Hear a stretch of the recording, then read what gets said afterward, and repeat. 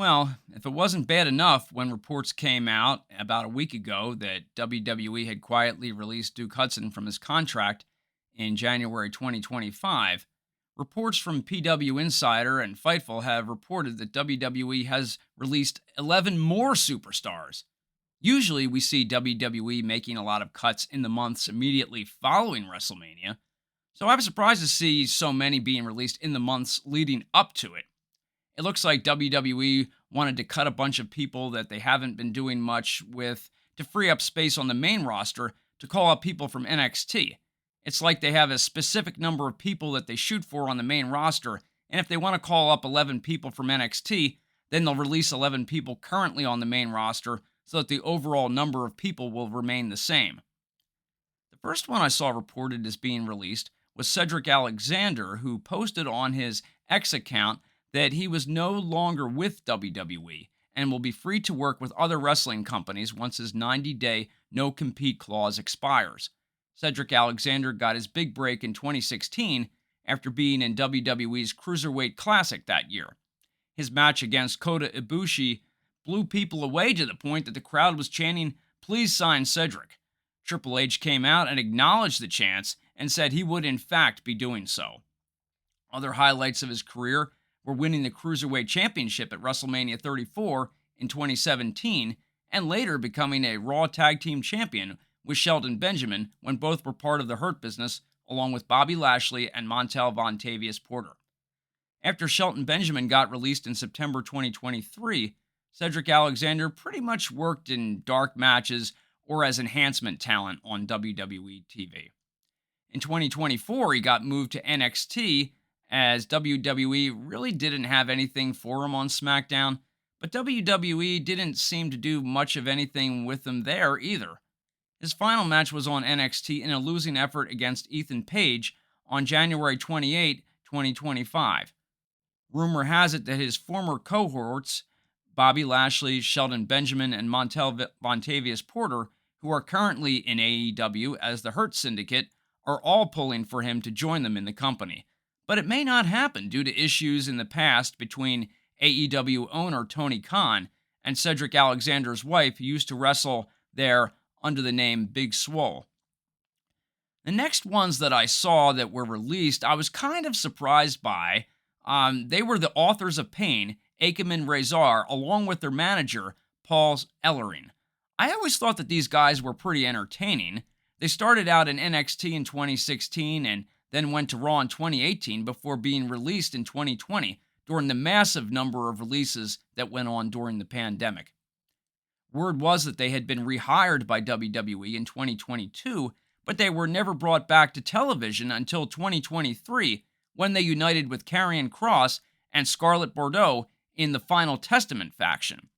I much preferred their time in NXT when they were given a huge monster-sized push where they were portrayed as these unstoppable monsters, but it seemed like when they were brought to the main roster, quite a bit of the time they were being embarrassed. They weren't really booked like a modern-day version of the Road Warriors as they were in NXT, which I found to be disappointing. Once their feud with the Wyatt Six was over, maybe WWE felt that they really had nothing else for them. Rumor has it that there may have been backstage heat on them as well, which contributed to their being released regarding their business dealings outside the company. I don't really know what the whole story was, but years ago there was a rumor where the Authors of Pain were trying to get a show set up in Saudi Arabia, and some people invested in it hoping to make a profit. And supposedly, for whatever reason, the show fell through and never materialized, and some people who invested in it never got their money back, which understandably they were very upset about. Because of the backstage heat, some said that that's why they were teamed up with Karrion Kross, who was highly respected backstage, so maybe Kross would sort of give them the rub, so to speak, in the business, so there wouldn't be so much heat on them. If the rumors about this backstage heat were true, maybe that in part led to the company not pushing them as strongly as they could have when they were on the main roster as well. Also released by WWE at this time was Blair Davenport, which makes you feel bad because she really was never given a chance on the main roster once she was transferred from NXT to SmackDown in April of 2024. She only had 5 matches on SmackDown between then and now, so it makes you wonder, if WWE had no plans for her, why was she called up to the main roster in the first place? They could have just had her stay in NXT and develop her craft. She had started with WWE in 2021 on the show NXT UK before being moved to the NXT show in 2022 when WWE discontinued NXT UK before later being brought to the main roster. She's worked in AEW in the past as well as around the world, so I don't see her having any trouble finding work. Up next, Sonya Deville was released. Her contract was set to expire in a few weeks, and the company decided not to renew it. Maybe the company felt that the group she was in, the Pure Fusion Collective, along with Shayna Baszler and Zoe Stark, wasn't really going anywhere, or maybe they felt that Deville didn't really add much to the group, but whatever it was, that's the call the company made. She started with the company in 2015 as a contestant on WWE Tough Enough, and although she finished in 11th place, WWE still signed her to a contract.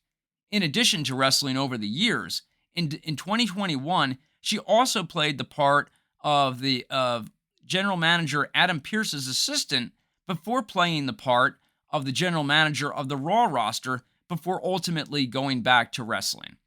She was one half of the WWE Women's Tag Team Champions with Chelsea Green for about 28 days before getting injured in 2023. Next, we have Isla Dawn, who more or less announced on her Instagram account that she was let go by WWE by saying, "I'm here for a good time, not a long time. See you in 90," as in referring to a 90-day no-compete clause. She started with WWE in NXT UK in 2018, and then when that got shut down, she went to NXT in 2022 and became an NXT Women's Tag Team Champion that year with Alba Fyre. Isla Dawn and Alba Fyre both got called up to the main roster in 2023 as part of the WWE draft, and both became WWE Women's Tag Team Champions in June of 2024. After that, however, WWE didn't seem to have much for her, so that was the end of that. Also released were the team of Luke Gallows and Carl Anderson, which was surprising because back in November, Carl Anderson had surgery for a torn rotator cuff and a partially torn labrum, and WWE usually doesn't release people when they're recovering from surgery for a lot of reasons. The whole firing someone after they've had surgery just, made the company look really bad in this situation. It was reported that he wasn't expected to be able to return to action for another 3 to 6 months. I always found matches with Gallows and Anderson to be entertaining, but it just seemed like the company had nothing for them, so they were sent to NXT, which at least there they can help train the younger talent, but it's like WWE's not going to be willing to have main roster guys like them that have these huge $1 million contracts stay down in NXT month after month throughout much of the year because WWE's not willing to pay that type of cash for wrestlers to be in NXT. So WWE probably figured, well, we have nothing for them on the main roster, so why should we keep paying them the huge amounts on their contracts to be part of NXT? I mean, I get where the company's coming from, but I still didn't think it was right that Anderson lost his job while recovering from surgery. Luke Gallows and Carl Anderson had been released and rehired at various times in the past. Luke Gallows was on WWE Tough Enough in 2005, and although he didn't win, he still got a developmental contract.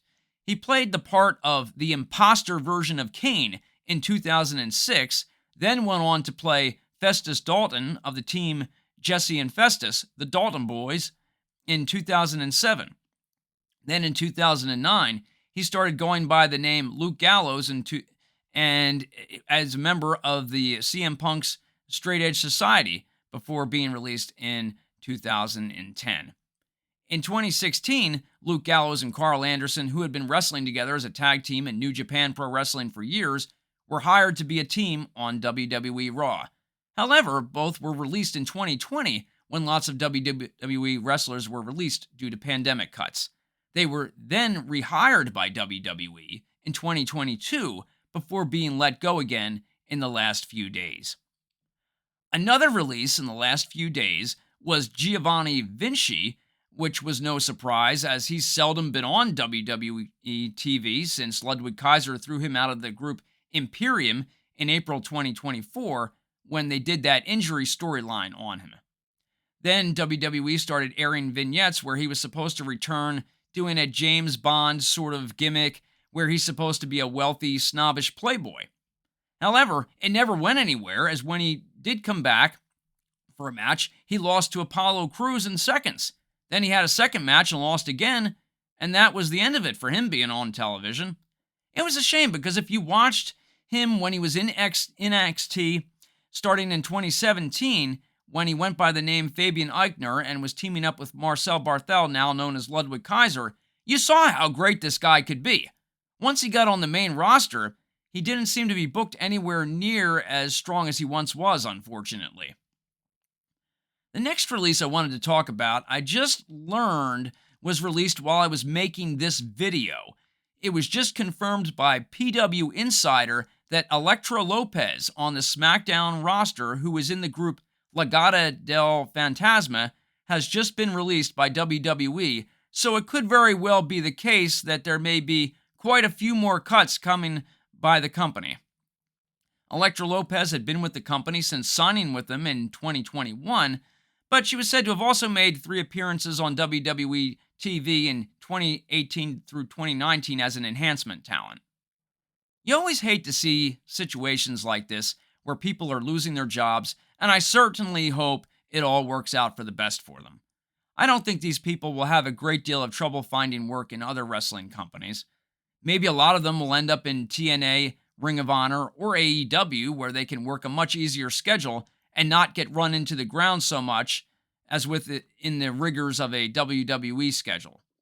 Since WWE cut 11 from the main roster, maybe the 11 or so wrestlers that will be taking their place could be Roxanne Perez, Wes Lee, Trick Williams, Nathan Frazier, Axiom, Julia Obafemi, Stephanie Vaquer, Ethan Page, Tony D'Angelo, and maybe some or all of his cohorts, including Channing Stacks Lorenzo, Luca Crucifino, and Adriana Rizzo. That's all for now.